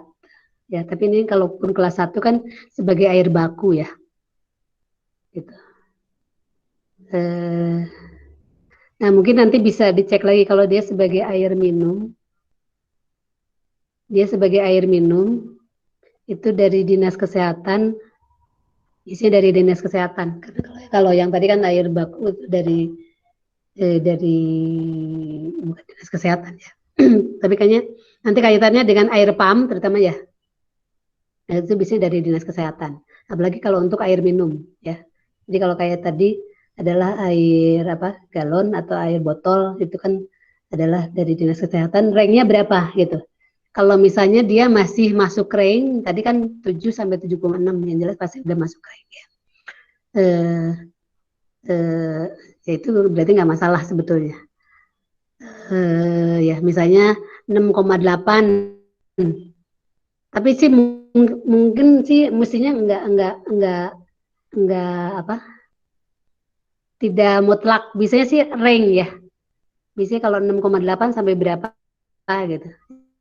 Ya walaupun mungkin ranknya ada yang pendek, ada yang lebar ya. Jadi kayak tadi 7,0 sampai 7,6 gitu. Nah, memang sih kalau secara air baku air minum tadi kan 6 sampai 9. Itu sebenarnya terlalu itu secara umum sih, secara umum terlalu lebar. Biasanya dari Kementerian Kesehatan bisa nanti makanya mungkin nanti untuk tugas kalian harus diamati ya sebetulnya berapa yang standarnya gitu. Jadi kalau tadi dari masing-masing misalnya dari industri air minum dia menawarkan apa bukan menawarkan dia secara apa di labelnya biasanya pH-nya sekian. Nah, itu kalau kalian cek dia masih standar kesehatan ya berarti masih aman gitu. Nah, kemudian mungkin kandungan mineralnya juga sama. Biasanya kan yang ditawarkan ada sih beberapa air minum dia menawarkan kandung mineralnya lebih tinggi ya. Gitu. Hanya tetap sebetulnya kan kalau lebih tinggi tetap harus memenuhi sebagai standar air minum sih ya. Karena kalau misalnya lebih tinggi dari standar air minum sebetulnya nanti akan berbahaya terhadap kesehatan gitu ya. Kemudian kalau misalnya kurang juga sama. Kalau kurang juga berarti kan nanti kandungan mineralnya terlalu sedikit, jadi nanti kebutuhan tubuh kan jadi kurang gitu. Jadi nanti berbahaya juga buat kesehatan gitu. Jadi sih kalau menurut saya sih tetap harus mengikuti standar ya. Jadi kalau misalnya yang ditawarkan ini kandungan mineralnya tinggi dan memang misalnya memang sih ada mineral-mineral tertentu memang dibutuhkan untuk kesehatan ya. Tapi juga ada mineral-mineral tertentu juga ya kalau misalnya terlalu tinggi malah berbahaya gitu ya, kayak kalsium ya. Itu misalnya di air sumur terutama ada sumur-sumur tertentu dia mengandung kalsiumnya cukup tinggi. Jadi kalau misalnya memang di atas standar ya memang sebetulnya harus dihindari ya. atau harus dilakukan pengolahan dulu gitu supaya mineralnya bisa turun atau ya pokoknya harus memenuhi standar sebagai air minum gitu. Itu sih kalau menurut saya. Kemudian juga apa ya? Oksigen ya. Ada air tertentu dia oksigennya tinggi ya gitu. Memang sih kita perlu oksigen gitu ya. Tapi tetap sih kalau menurut saya kalau secara standar ya harus memenuhi sebagai standar air minum gitu. Memang kalau kurang ya memang kurang bagus sih sebetulnya. Itu biasanya nanti kaitannya juga terhadap rasa. Kalau oksigennya kurang biasanya agak hambar. Tapi kalau oksigennya tinggi biasanya lebih seger, terasa lebih seger ya. Gitu. Gitu. Tapi tetap sih ya secara standar harus terpenuhi. Gitu. Jadi pada dasarnya sih harus memenuhi standar air minum. Gitu. Jadi kalau yang ditawarkan beberapa memang berbeda asal masih memenuhi standar ya nggak masalah gitu ya. Tapi kalau misalnya melebihi atau kurang ya itu ya harus dipertanyakan sih kalau menurut saya. Nah mungkin juga tadi kaitannya terhadap kalau walaupun sekarang kayaknya udah jarang ya, ada namanya air isi ulang ya. Air isi ulang sebetulnya sih masih memenuhi standar air minum ya. Kalau standarnya masih memenuhi inti sebenarnya kan nggak masalah gitu ya. Karena secara pengolahan kan memang lebih murah misalnya. Karena dia nggak kayaknya sih lebih murahnya karena dia juga nggak perlu kemasan ya. Kemasannya ya ini. Kemudian juga mungkin nanti kaitannya terhadap apa ya? Ada kan pengolahan yang pakai pure it ya? Atau masih ada nggak pure it? Ada yang pernah tahu pure it? Jadi kalian bisa membuat air minum pakai pure it. Yang hanya Di disaring. situ ada, jadi ada penyaringnya memang, ada saringannya, dan sebetulnya di situ ada adsorbennya juga. Ya, ada adsorbennya, mungkin sebenarnya ada disinfektannya juga.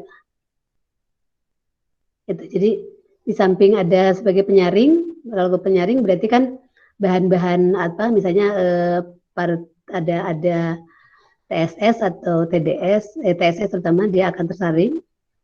Kemudian kalau dia sebagai ada adsorben, biasanya terutama kalau misalnya ada warna atau ada sedikit, misalnya kan air bakunya biasanya kan air baku PAM ya, gitu. Nanti dia bisa terserap gitu ya. Kemudian nanti kaitannya desinfektan, biasanya kalau ada kuman dia juga bisa mati ya, gitu. Jadi kan hasilnya dia sebagai air minum gitu. Gitu. Dan memang biasanya itu udah diuji katanya, udah diuji bahwa hasilnya adalah sesuai dengan air baku air minum, gitu. Makanya bisa langsung diminum. Jadi kita buat air minum tanpa dimasak, tapi hanya dilewatkan ke itu apa sih namanya pure it salah satu ya. Walaupun sebenarnya penyaring banyak ya, ada banyak juga sih kalau dulu saya zamannya, walaupun saya belum pernah pakai. Jadi apa sih yang dijualnya pakai apa sih dari apa? Ada yang masih ingat? MLM. Apa dulu ada selain CNA itu apa? Atau sekarang masih ada nggak? Pokoknya banyak sih ya, pokoknya yang ya diantaranya mungkin dari beberapa industri juga yang menawarkan, dan rasanya ada juga dari apa? Sebetulnya kemarin ada PKM, salah satu hasil PKM mahasiswa itu.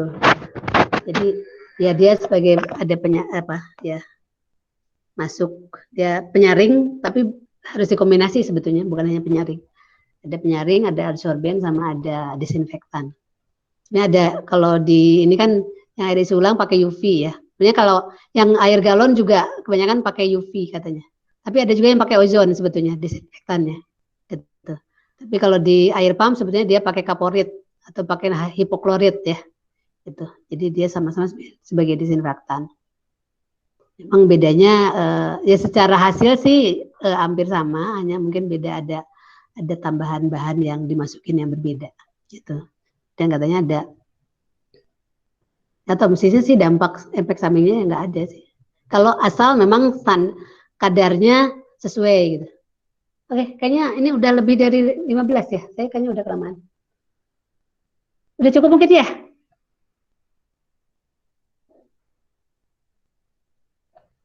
Ya Bu. Ini udah lebih. Ya, kayaknya sih udah.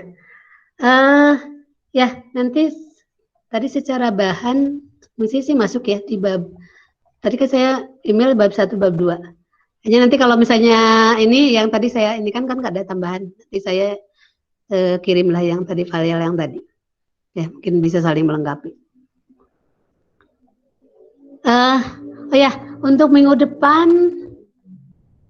depan sebetulnya kalian bisa mending hari ini aja sore. Jadi biar nggak usah pagi ya. Karena saya di Kamis tuh penuh juga. Kalau kalian pagi capek juga. Rabu aja ya. Absennya hari Kamis nggak apa-apa?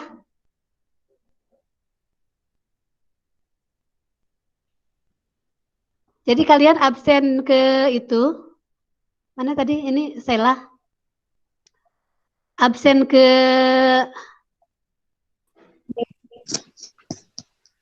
ya Sela gimana? Kenapa, Bu? Absen ke pusat kan bisanya hari besok. Ya. Hanya untuk hari ini mungkin saya Iya, Bu. minta untuk hari ini minta untuk itu aja, lapor ke jurusan. Ya. Yang tidak ada siapa atau kalau ini ada Baik, Bu. semua. Baik, Bu. Ya, ya. Jadi jangan lupa besok absen yang sesuai jamnya ya, 7.50. Nanti saya bukakan. Ya, saya juga absen juga. Ya, jadi yang sekarang itu aja. Ya, ada yang ditanyakan?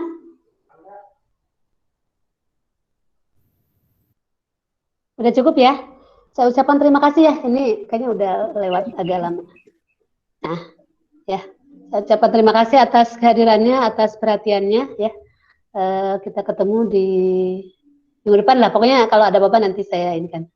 Apakah mau hari Rabu atau Kamis. Tapi kayaknya kalau secara tenaga saya masih mending Rabu sore. Kamis, jadi saya nggak. Kamis tuh kalau ini saya ada 3 mata kuliah. Ya, 2.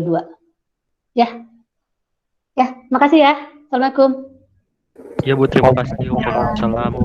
Salam. Terima kasih, Bu. Ya. Nah, sama-sama. Ya, saya lip ya. Ini kalau lip langsung ini. Saya tutup aja ya. Lip call. Ya. Baik.